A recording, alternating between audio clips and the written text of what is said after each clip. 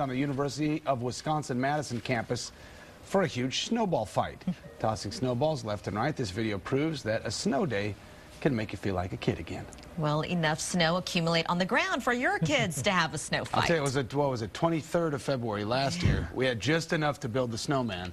My kids thought that was the coolest thing in the world. Yeah, it was pretty good. Let's hope we get enough, Sean. Yeah, and you know, those type snowstorms that we have, or snowfall, they just don't have the same snow, and when you pack them together into a snowball and you throw it, it ends up being a chunk of ice. It's ice, yeah. I think it might be a little better this time around. 20s overnight, 20s, 22 degrees. The overnight low, certainly cold enough. It's going to take a little bit more than that to melt it up, but either way, it is going to be a snow situation from late this evening into tomorrow morning. Probably by 10 o'clock, we'll see a pretty good opportunity for snow around here, and it builds overnight. So a lot of folks are going to go to sleep. The good news is it's not going to melt when you get up in the morning. It's going to take a little while because our temperatures will be into the 20s. My big concern right now, I love the snow. Everybody's asking about the snow. I think it's fantastic. It's a lot of fun. Kids love it. But my concern is this. You get a couple inches of snow on roads and surfaces that have been in the atmosphere of temperatures in the low 20s.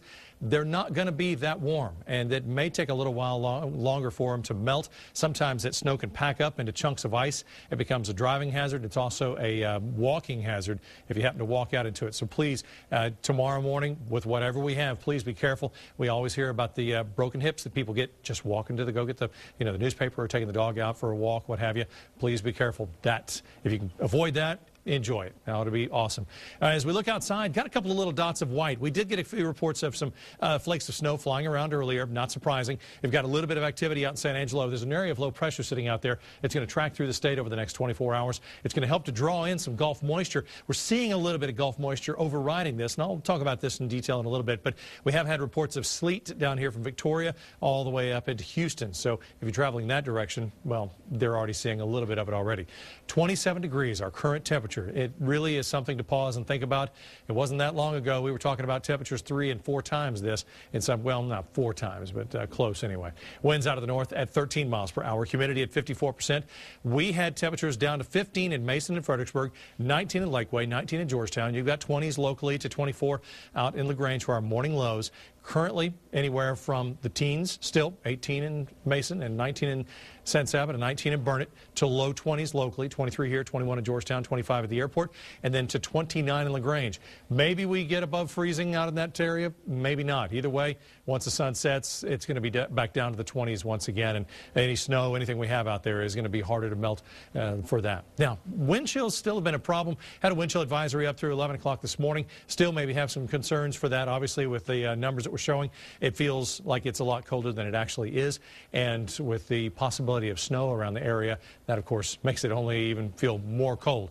It is going to be interesting as we get into the afternoon hours. We've got a possibility for a few flakes of snow to fly. You can see a little bit of cloud cover through here, and that's where we're seeing that. Normally that would be a light mist that we would see from this. If anything, it'd be a patchy light mist. With the temperatures that we have and the fact that they can freeze and, well, stay frozen all the way to the ground means that we do see a few flakes of snow. They're seeing a better opportunity for snow to the north, but an area of low pressure out here rolling through the state is going to help draw moisture in. We can see a little bit of an influence here. I talked about the sleet a second ago. Well, it's going to pull more moisture in, and all of this together as that low centers up, moves through, is going to give us our chance for snow for the overnight hours from 10, 11, 12, 1, 2, 3 o'clock in the morning, and this is the way we see it shaping up. Winter weather watch right through here, and then a winter storm watch from here, from I-35 to the east. You can see on our forecast model how this plays out. Into the evening hours, not a lot, and then it just builds into the hours between 9 o'clock tonight, 10 o'clock tonight, and into 3 or 4 o'clock tomorrow.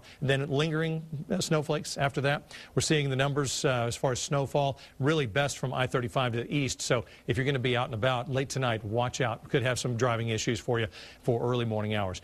Better than an inch pretty much everywhere I-35 to the east, and then maybe a half an inch to an inch out in the hill country. That's the way it's playing out, and that's what the Weather Service is also putting in there officially as they put those watches and warnings out as well. 29 for the high today.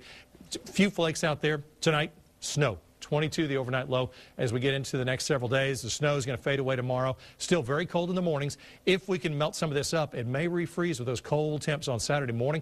55 and sunshine on Saturday, and then another big cold front coming in on Monday. More on our